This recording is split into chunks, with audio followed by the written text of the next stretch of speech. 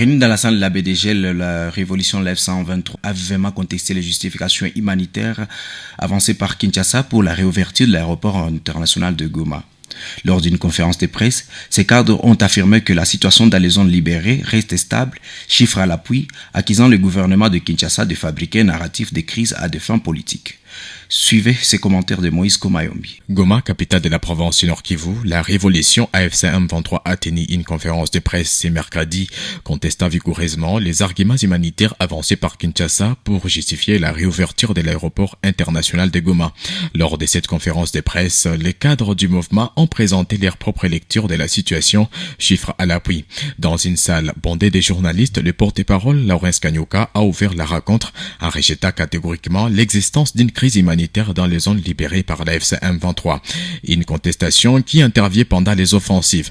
Nous sommes attaqués, la population civile est ciblée via les avions de chasse du régime de Kinshasa. Nous allons défendre et protéger la population, ajoutent les porte-paroles. Autour de Laurence Kanyuka, plusieurs cadres du mouvement, Fanny Kaj, Chantal Moureka-Tété et Freddy Ndongozi, ont présenté un rapport destiné à contredire la communication du gouvernement de Kinshasa. Pour la FC M23, Kinshasa instrumentalise les discours humanitaires pour des raisons politiques, notamment dans la gestion des institutions financières et du dossier de l'aéroport de Goma. Chantal Moureka-Tété a agrainé une série de chiffres vérifiables. 11 agences onisiennes, 91 ONG internationales, 603 ONG nationales sont actives quotidiennement dans les territoires de Massissi, Rutshuru, Lubero et Nyiragongo. Depuis avril, 4966 travailleurs humanitaires circulent librement dans ces zones, sans blocage ni taxation illégale.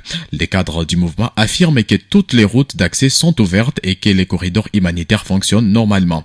La FC23 présente également un environnement économique stabilisé, fond des barrières illégales, harmonisation fiscale, liberté de circulation, marché approvisionné.